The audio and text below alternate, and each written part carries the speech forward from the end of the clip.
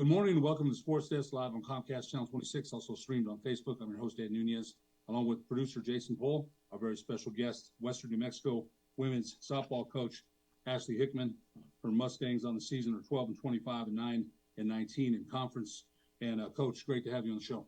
Thank you so much, Ed. I appreciate it. I know we get to chat a little bit between games and after games, but it'll be nice to sit down and actually, have a good conversation with you. Coach, it's it's funny because we've known each other. This is your fourth year there, and your husband Billy is the head football coach. And I've always said, for me, it's tough.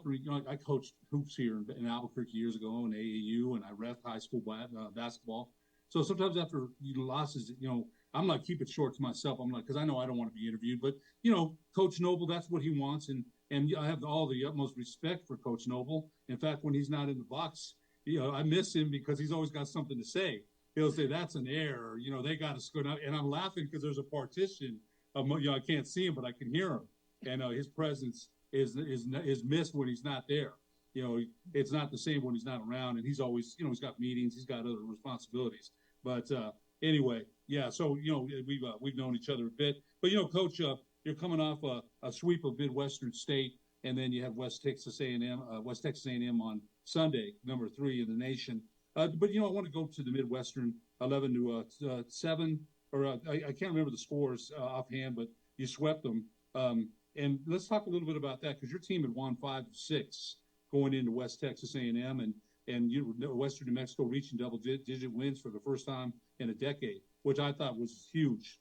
Talk to us a little bit about Midwestern State and how the team had been playing going into West Texas A&M. Yeah, honestly, we had come off of winning 3 of 4 the weekend before, and we felt like we should have won all 4 that weekend. And for us, is going into Midwestern State, kind of had a little bit of a chip on our shoulder. Like, we should have won one more, and we wanted to go after it and get these 2. And Midwestern State's a good team. They had just beat Angelo and Lubbock Christian in our conference, who are on our side of the bracket. And those are both really good teams, top 25 for Angelo. And so we knew we were going to face a tough opponent, and we had to prepare well. And so we were able to sit down and actually refocus our minds on, like, hey, just because we lost doesn't mean anything. We have to go back out and win again. And, we know that we have to continue to get better. And that's how it was against Midwestern, is we were wanting to continue to grow and get better, because we knew we still had West Texas on Sunday coming in. And 2 wins from Midwestern would have built that confidence up. And that's exactly what happened. It's against the first game, you won pretty handily, but the second game, 10-9, going into the top of the 7th, you still got one more at bat if they tie it. But I remember thinking to myself, okay, can we hold it? And the pitcher, I think it was Alex Deonda, got 2 saves that day, and she held it. She held, you always mention, I think about what you and Coach Young say, you got to get 21 outs. And she came in and pitched and shut them down. You had still had an at bat. And that game there, the first game, Midwestern State 5 runs, and then you punch back and get 5. But I thought Alex Deonda came in and did an excellent job and shut the door in both those games. Yeah, Alex did. She's honestly grown a lot. She actually was out last year. She's a redshirt freshman, so she had an injury, and she's came back really strong this year.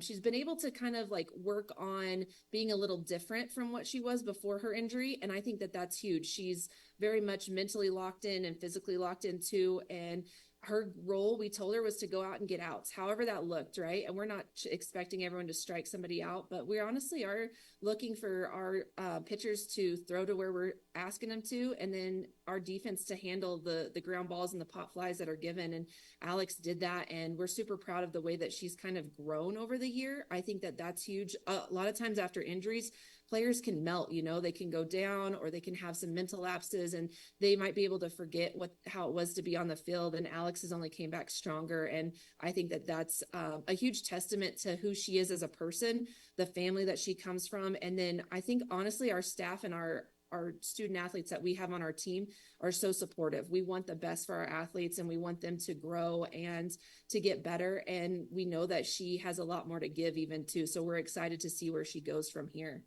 Well, you've had great success. You pitched for Kansas 18 Ks and 18 strikeouts and 43.2 innings of work.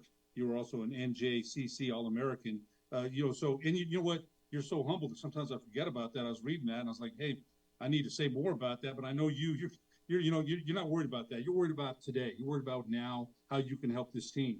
And so talk a little bit about, you mentioned that when you mentioned you want your pitchers to spin and hit their spots.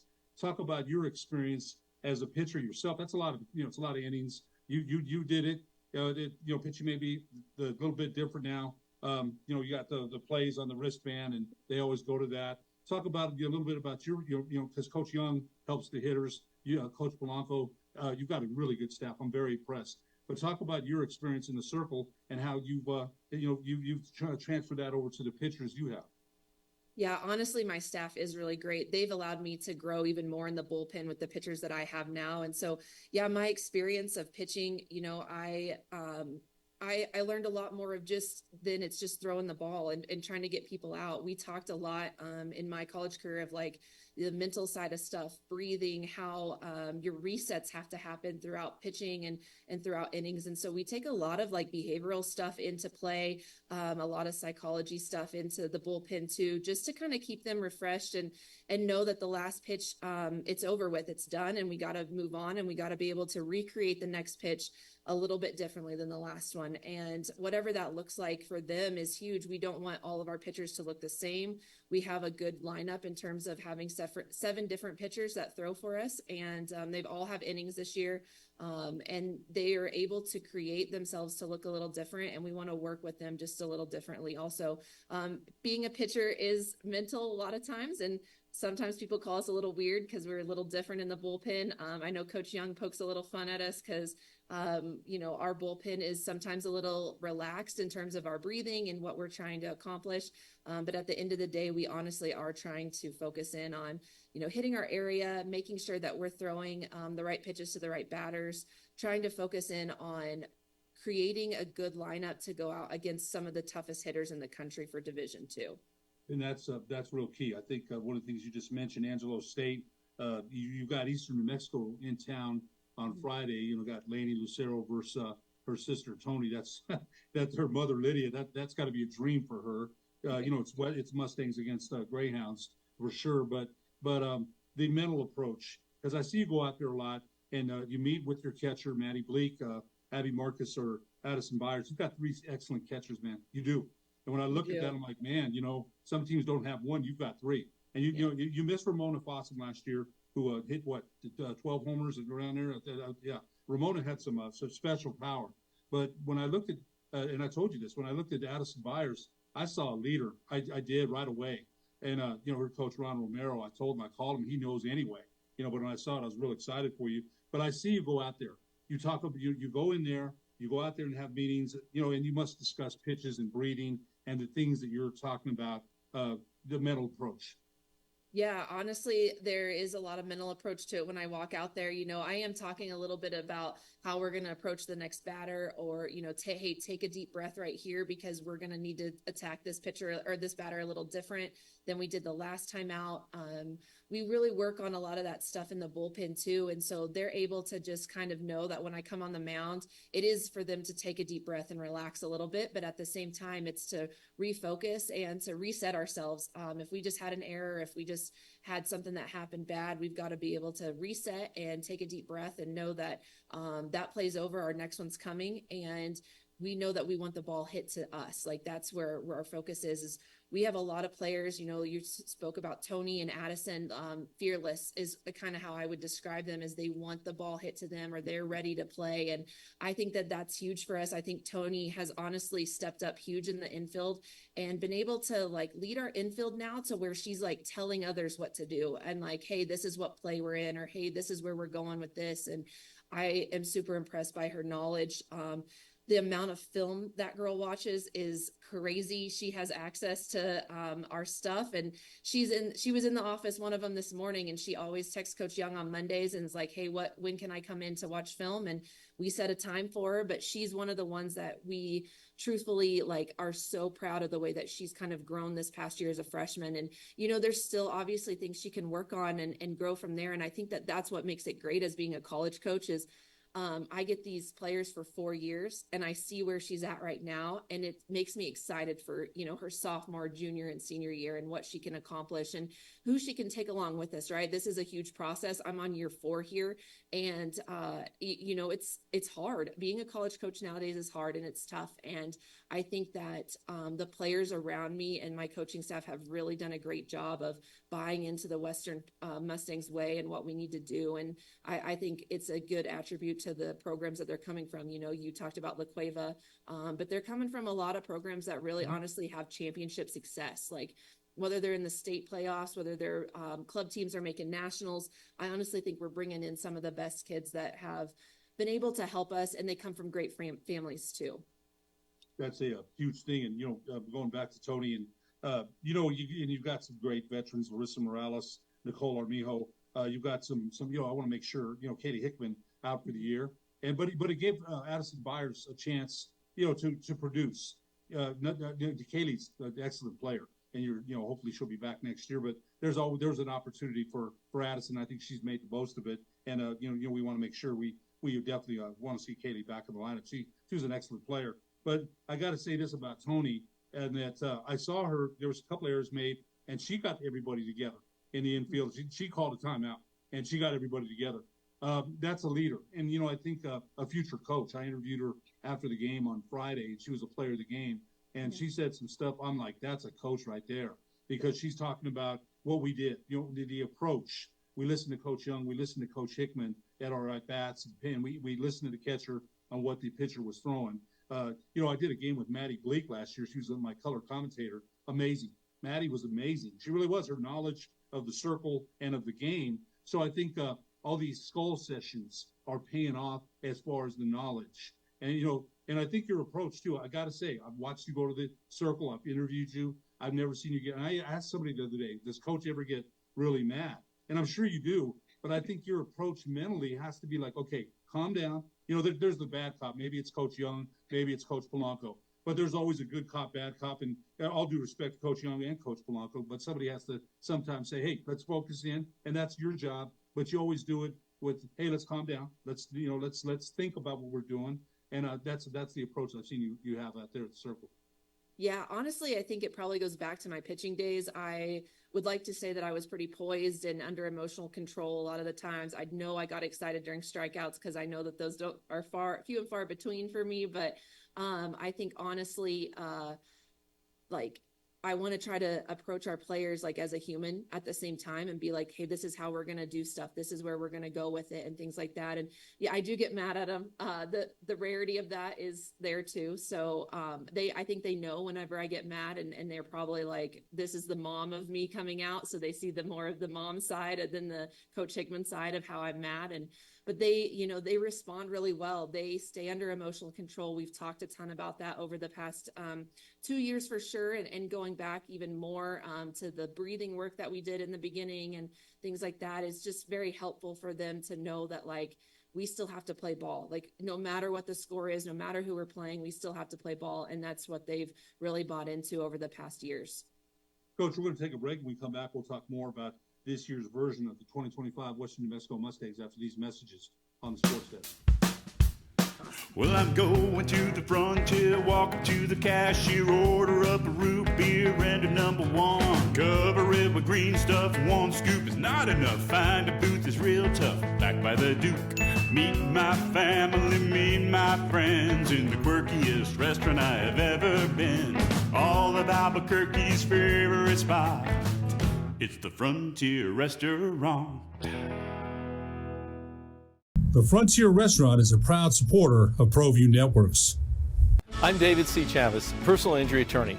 Our law firm was founded by my father, Thibaut J. Chavez, with one goal, to get New Mexicans the help they need. That's why we built a different kind of law firm. We focus on family values, dedicated service, and we make a real contribution by giving back to our communities. We can't change what happened to you or your loved ones, but we can help you get back on the road to recovery. We're by your side, and we're still as local as red and green. You followed him from the first day he signed with the team. You remember the day he poured in 63 points? The night he played a sold-out concert to 30,000 people. The day he gave his infamous speech. That's why you believe in heroes. That's why you remember and collect their memorabilia. All in Autographs, where you can meet some of the greats, collect some of the greats, and share your own legacy. Visit All In Autographs, where you can celebrate the great and have your own piece of history. Don't sacrifice quality and flavor when you're in a hurry. Golden Pride offers ribs, fried chicken, red and green chili breakfast burritos, and frontier sweet rolls. 4 great locations, or visit us online at goldenprideabq.com. Golden Pride Barbecue Chicken and Ribs are proud supporters of ProView Sports. Welcome back to the Sports Desk live on Comcast Channel 26, also streamed on our Facebook page. I'm your host, Ed Nunez. Our very special guest today, Western New Mexico softball coach Ashley Hickman, who coached in the first half. We mentioned mental approach to the game, and I see that. I see that. I told you, Coach Young really got to know him a little bit, and after everybody's gone, and I'm waiting for producer Aaron Rivera or Ty Metzger. He sits there and talks about the game, and I've got to sit back and listen, man. And, I get a lot from him. He's a good dude, man. I really like him a lot. He's a former head coach at Valencia here in Albuquerque, coached football at Del Norte High School, actually coached Josh Brown, the Western New Mexico Sports Information Director, who, before I forget, I want to make sure I give him the credit for an outstanding production of all Western New Mexico sports. I was home in Albuquerque one time watching it, and those camera angles, no one has that, and really they don't. And our producers, Ty Metzger and Aaron Rivera, they've done a wonderful, great job of bringing Mustang sports right into your living room, man. You get the pictures of the dugout, first base, third base, top of the roof, center field, so that the game is covered excellently. I mean, it's a great production. So, you mentioned some of the young freshmen, but I want to go over some of the batting averages. You have Lauren Carvajal at 407, Tony Lucero's at 383. Lauren's one of the leading hitters in the conference. Madison George, who you got at ninth hitter, hitting 302, has come through, man. Got to know her mother, Joni, a little bit. She's really a nice lady. Drove 14 hours to go see Madison on Friday. You mentioned you got some great parents. Sierra Spencer, who leads off at 304. Abby Marcus, the freshman, at 277. Addison Byers, the freshman, at 250. Nicole Armijo at 237. So, as a team, you're batting 285. And I think the top of the lineup, even the middle, has been coming through lately. And really, you mentioned even the bottom of the lineup, Larissa Morales, Nicole Armijo, Madison George, 3 for 3, I think, on Friday. So talk a little bit about the hitters and their approach. And I think you got 7 home runs for Carvajal, 7 for Tony, 4 for Addison Byers, and 4 for Abby Marcus. Larissa Morales hit a big two-run home run. Talk a little bit about the approach at the plate. Yeah, honestly, Coach Young has done a great job of our approach and really worked with them on like just the fundamentals of hitting, but at the same time grown their approach of like what they're looking for and how they honestly look at different pitchers too. I think that's huge. We face a lot of different variety from speeds to spins, and he's able to really work with them on what they want as a hitter. Not every hitter's the same. We don't coach them like a cookie cutter. And so I think that's huge for them is they are able to kind of be a little bit more themselves and play a little free in the box whenever they can stay in emotional control and really swing at what they're looking for. And you're right. We honestly have some really good hitters. You talk about Madison George being in the 9-hole for me. DP usually as our game 1, and then sometimes plays right field. We have her at the bottom because she can turn over a lineup. And I think sometimes a lot of people think like the 7-8-9 is like nothing, but our 7-8-9 has like truthfully produced in a lot of games that have helped us turn it back over to the top. And then that's when you have people like Sierra Spencer at the top, you have Lauren Carvajal, Abby Marcus, you have those people that can set and use some RBIs and go from there. And I think that that's huge for us. We have 41 home runs on the year. We're in the top 10 in the country for Division II. And I think it's only going to keep getting better with the approaches that we have. I think that that's been helpful. And I think our pitching staff has helped our hitters a ton over the past few weeks. We've been going live a few days a week and just trying to keep them ready to go. And it's honestly helped our defense. It's helped our hitters. And then our pitchers kind of feel a little bit more comfortable in the circle. And so our hitters have, it's honestly a full team effect in terms of what we've been able to accomplish so far. You know, you talk about, I say that, you know, on the broadcast about the mental approach, and you can, Tony Lucero, I watch her a lot. And, you know, again, you got some other great players. I just want to concentrate on her, but I see her steps out of the plate, steps out when she doesn't get a pitch there, or she swung at something that she shouldn't have. I can tell. She steps out. Nobody's harder on Tony than Tony. You know, and I think one of the things on Friday, she made some errors, and so did Addison Byers. And I think, you know, you switched things around a little. But I think after the game, no one looks at themselves more in the mirror than those two, and others too, because it's a team approach. And if you have a freshman that's a leader like that, and bring a freshman, telling all seniors, come, let's get together. But you have to respect that, because she puts the work in. Nobody can say she doesn't watch film. She doesn't do all the things needed to be that leader. And, you know, she had, you know, great GPA at La Cueva. I'm sure she's, you know, doing well at Western New Mexico. That's a leader. That's a leader. And only as a freshman, it can only, like you said, I always say that, what's going to look like in a couple of years with these young players. You know, they've got some great, even Abby Marcus, right? Abby can play catcher, and she can play in the outfield. You know, Addison Byers, center field, she can play catch. A lot of moving parts here. As a coach, as I mentioned, there's some players that, you know, are, you know, they right now, you have to go with what you got. The lineup that's winning, you have to pencil that in. And so they show you different. Yeah, it's absolutely true. And I think the lineup that we've got is working, and we've been able to kind of work through some of those problems. The thing with baseball and softball is we play a ton of games, right? So there's going to come a time where somebody just doesn't have their stuff, or they're struggling, or they've faced a pitcher that potentially knows them really well. And so we have to know that as a staff, and know that we're playing everybody 2 games a day, the same opponent. And now we're getting to back around to switching, and we're going to go to the same side of the conference again. So, you know, this Friday we play Eastern, then we play them again on Sunday, but then next week we play West Texas and Midwestern again. So we're seeing these guys for the second time, and our players are going to grow and mature this second time through in terms of how can I be a little bit different this round. They saw me once already. They've seen me twice. I want to know how I can be a little different and grow and get to the point where, like, we can sit here and play a team and we're still unpredictable, and we're still fearless in what we're wanting to accomplish. You beat Lubbock Christian for the first time in program history. What did that mean to the program, to your program? Honestly, it was great. You know, we came in there the day before and almost beat Angelo, who was number 4 in the country at the time. We lost in the 7th, and we just had a bad taste in our mouth. And after the game, I kind of told him, I was like, listen, today's over with, but I promise you, we will be in the same boat again, where we will be winning in the 7th inning and we will win the game.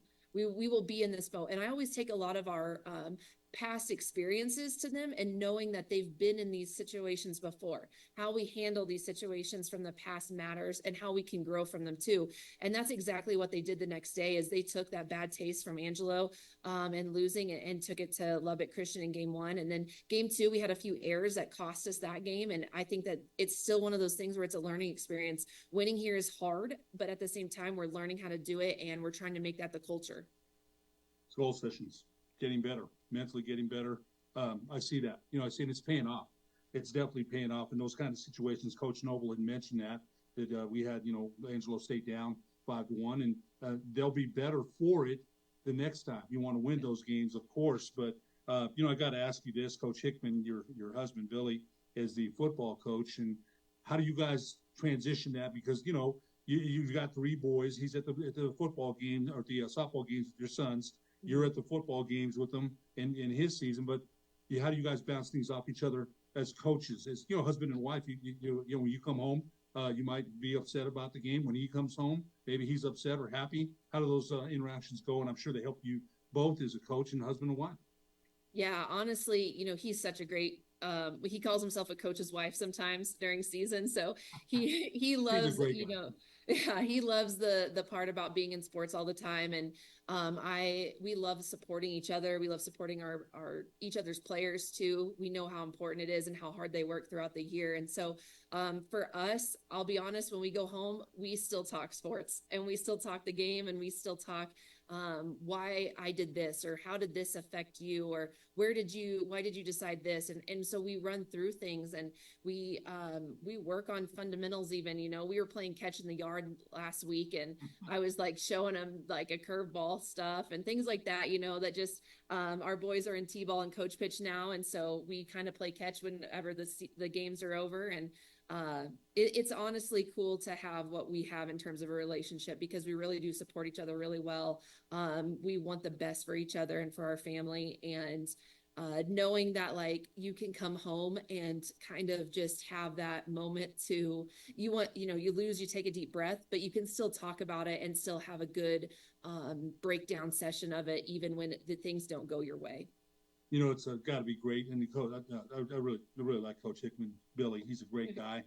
We've had a lot of interviews too, and I'm sure we'll have some more down the line. But we mentioned that about your sons, and I joke with Billy too about, have you set up a wrestling ring there in the house yet? And I mentioned to you a couple weeks ago about the things that will be broken later. And because they're boys, right? And they are so adorable too. Talk a little bit about your sons a little.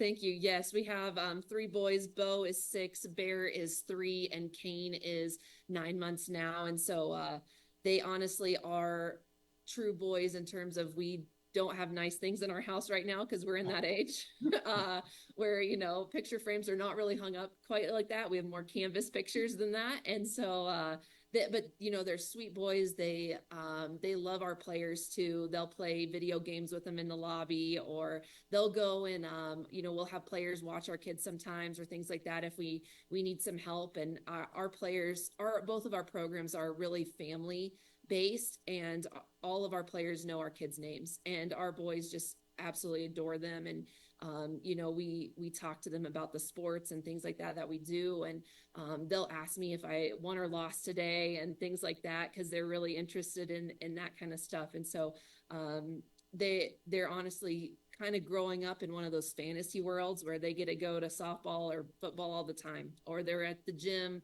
watching a basketball game because we're supporting basketball or volleyball. And they kind of they're growing up in a different world than some kids get to. You mentioned culture, learning, and Coach Young said it the other day, learning how to win. He mentioned that Sul Ross State game that kind of got away from us. Coach Young said that afterwards, still learning how to win. It makes sense. Sometimes people take it for granted. Winning, it's hard. It's not easy. Got about a minute left, Coach. Your schedule. You got to mention Eastern New Mexico, home and away. Angelo State, Sul Ross State, Permian Basin, Lubbock Christian. What do the Mustangs have to do to finish the season? Yeah, honestly, we keep telling them we have to keep playing Mustang ball. And so that means controlling the controllables, control us, know what we're capable of and what we can do. And that's when we put the best product out on the field. So we're excited to do that for the second half of our side of the conference. Western New Mexico women's softball coach Ashley Hickman has been our special guest today. Coach, we thank you so much for joining us, and we'll see you up there at Silver City on Friday. Awesome. Thank you, Ed. Safe travels. You bet. Producer Jason Pohl. I'm Ed Nunez. We'll see you next week on the Sports Desk. Great.